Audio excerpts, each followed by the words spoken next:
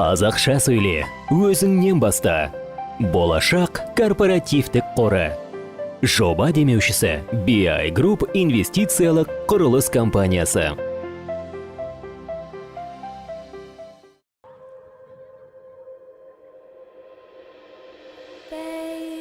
Disney ұсынады.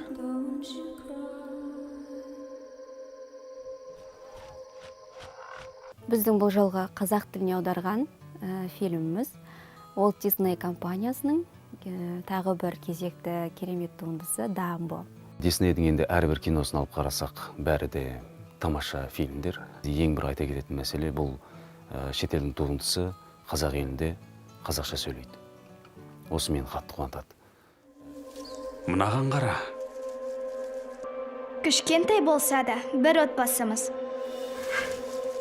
Сондықтан біздің мақсатымыз көбірек қазақ көрермендерін осы әлемдік үздік кинолардың қазақ тілінде сөйлегеніне біздің көрерменді тарту. Құлағымыз үйрену керек,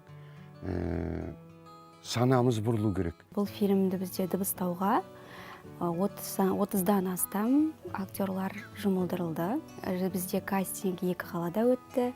Астанада және Алматыда. Бізде дубляж барысында ең қиында қызықты рөлдерді сомдаған осы Ержан аға мен Бақытжан ағаның кейіпкерлері болды. Медичи және Вендевер. Менің жасаған рөлім әлемге әйгілі Дэнни Девитоның рөлі. Өте көп күш жұмсауға тура келді. Тіпті даусым отырып қалған кездер болды. Бір орында тыным таппай жүретін, барлық жүрген жерінің бәрі айқай-шу, не болмаса қатты қуаныш. Және дубляждың ерекшелігі бұл, ол кейіпкерлерді қазақшаға дәл солай нақышымен келтірудің өзі өте оңай жұмыс емес.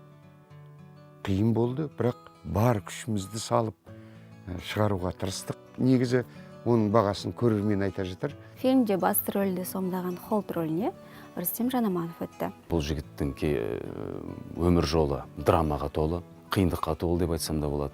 Кино басталған сәттен бастап ол байқалады. Бірақ соған қарамастан ары қарай өмір сүреді. Мен де барынша сол кейіпкерді дыбыстауға тырыстым.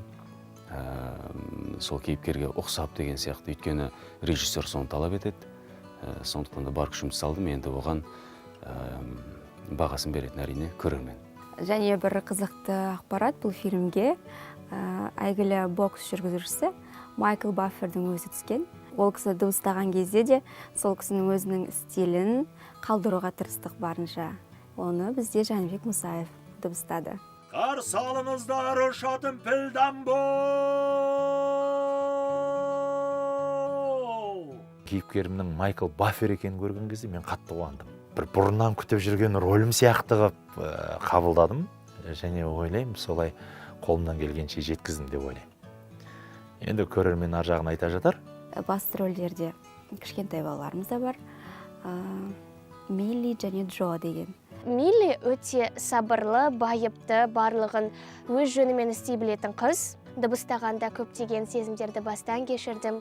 Қуанышты, мұңаюды, айқайлау деген сәттерде болды. Жылауды. Ең қиыны маған түскені ол айқайлау шығар, себебі қатты дауыспен және тіпті киноға еніп айқайлау ол менің ойымша бірінші рет болды. Баршаларыңызды Дамбо кинофильміне шақырам. Голливудтық жұлдыздар қазақша сөйлейді. Және қазақша сөйлеуді өзіңнен баста. Қазақша сөйлейік, өзімізден бастайық. Қазақ тіліндегі өзіміздің дыбыстаған дүниелерімізді көріңіздер, бағасын беріңіздер, қазақша сөйлеңіздер, қазақша сөйлеуді өздеріңізден бастаңыздар. Алға Дамбо, барыңды сал.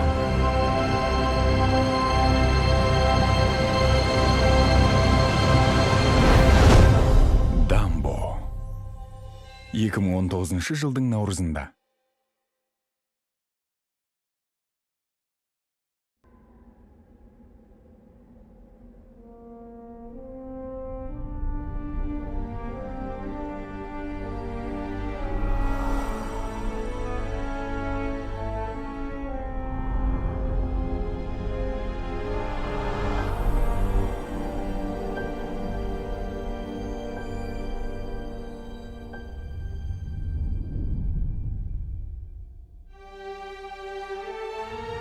Дисней ұсынады.